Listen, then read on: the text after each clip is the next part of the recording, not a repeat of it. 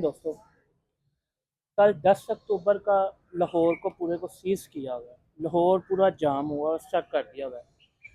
जो सुना है कि तहरीक लब्बाइक वालों ने एहतजाज की कॉल दी थी, इस हवाले से लाहौर को जाम कर दिया गया है।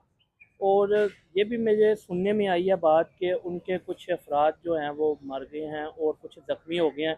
दूसरी साइड से जो सरकारी पुलिस मुलाजिम हैं वो भी काफ़ी शदीद ज़ख्मी हुए हैं। ऐसा हरगिज़ नहीं करना चाहिए। हमारी स्टेट के ख़िलाफ़ आपने ऐसा एक्शन नहीं लेना चाहिए। अगर तो स्टेट ने कोई आपके ख़िलाफ़ ऐसा एक्शन लिया है, आपके पास कानूनी हरबे हैं, आप वो इस्तेमाल कर सकते हैं। एक तो ये मेरा सवाल है। दूसरा ये सवाल है कि पूरा लाहौर जाम कर दिया है, एम्बुलेंस वगैरह, हामला औरत कोई भी जा रहा है, वो रास्ते में कईयों की तो डेथ हो रही है, वो मारे हैं, उसके ज़िम्मेदार कौन है? हुकूमत हमारी क्या कर रही है?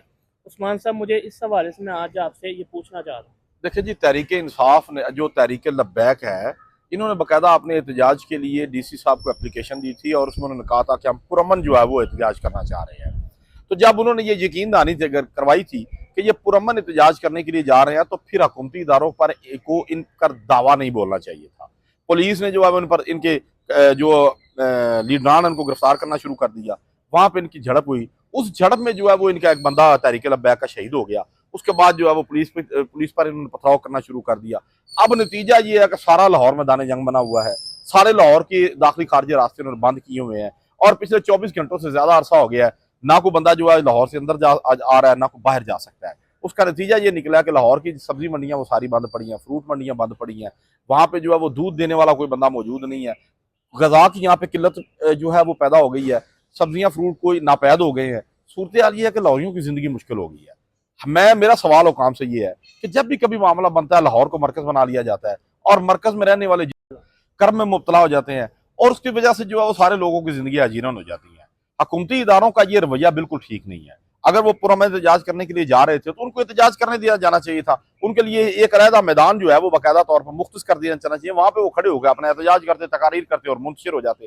अब ये है कि इनको बाकायदा उन्होंने मारना शुरू कर दिया है। अब दो तरफा जंग शुरू हो चुकी है। इस दो तरफा जंग का सबसे ज्यादा नुकसान जो है वो हुकूमती इमलाक को हो रहा है, लोगों की जानों को हो रहा है और जिंदगी शहरों की जिंदगी जो मुश्किलात में आई है उसकी वजह से हो रहा है। अब आइंदा क्या होता है इसको कुछ पता नहीं है। गैर यकीनी की एक सूरत हाल है।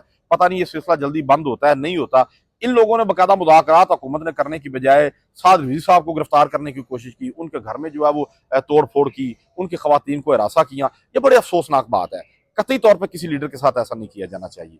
अगर तहरीक इंसाफ का कॉज गलत है, हो सकता है ठीक है या नहीं गलत ठीक है, इससे कोई फर्क नहीं पड़ता, लेकिन ये ज्यादती वाली बात है कि आप जो है वो लोगों के खिलाफ जो है कत्ल गारत का सिलसिला शुरू कर दे। ये सिलसिला बंद हो जाना चाहिए। ये कतई तौर पर काबिल कबूल नहीं है। सुनने में ये भी आया कि साद रिजवी की जो 3-4 साल बच्ची है, उसको, उसकी बेगम को, उसकी वालदा को, उसको भी अरेस्ट कर लिया गया है। और असल में बेसिकली मेरा मकसद ये है कि पूरे लाहौर को इन्होंने स्टेप किया। परेशान तो आवाम हो रही है।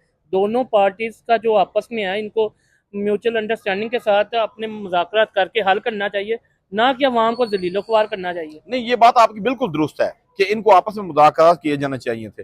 अब ये है कि अगर उसकी बेटी को, उनकी बेटी को या उनकी बेगम को हरासा किया तो ये बड़े ओछे हथखंडी है, ऐसा नहीं किया जाना चाहिए। घरेलू खवातीन का क्या कसूर है इसमें? अगर वो मर्दों के साथ मामला कर रहे हैं तो वहां पे बैठ के उनके साथ मुज़ाकरात किया जा सकता है, मामला हल किया जा सकता है। ये जो तरीकाकार इन्होंने अपनाया है, ये तरीकाकार दुरुस्त नहीं है। इससे बिगाड़ पैदा होगा, इंतशार पैदा होगा और बाकायदा तौर पर जो है वो बदअमनी जो है वो फैल जाएगी। अल्लाह हाफिज।